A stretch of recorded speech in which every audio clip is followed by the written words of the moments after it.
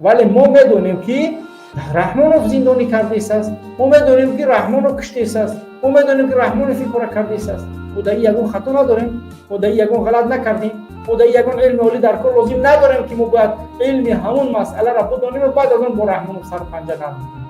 ما میدونیم که رحمانوف این کار کرده است.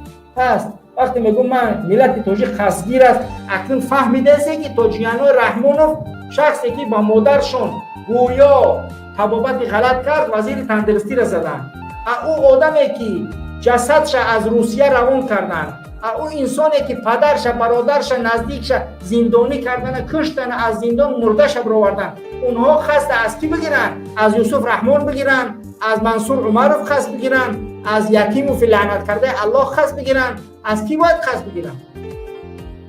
میگن که یکیموف رحمانوف مونده است، منصور عمرov رحمانوف مونده است، یوسف رحمانوف مونده است، شادی محمد شاهیان رحمانوف مونده است، همه اینا را رحمانوف موندگی. پس از آدمی که اسنونای موندگی قسم نه همو بگیریم، قسم همو برای چه ای آدمایی که دیوم لیسان سوم لیسان از اینو باید بگیریم.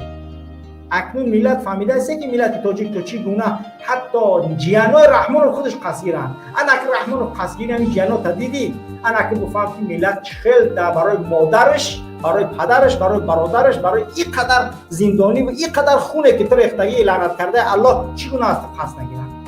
این یک مثال عادی، ما یکم کافی دیگه نگفتیم. ما یک چیز عادی که در جیان خودش مثال یا این کار در جیان تو مثال آوردن زدن یعنی غلطه. یا این چیزی که ما گفته هستیم باید که ما برای جیان تو نگیم این گپا، یا این گپی که ما گفته هستیم این کار یعنی که نباید این خیلی باشه. همین خیلی خوب ان شاء الله که فهمیدن و باید که بفهمن دیگه که مسئله بازی نیست.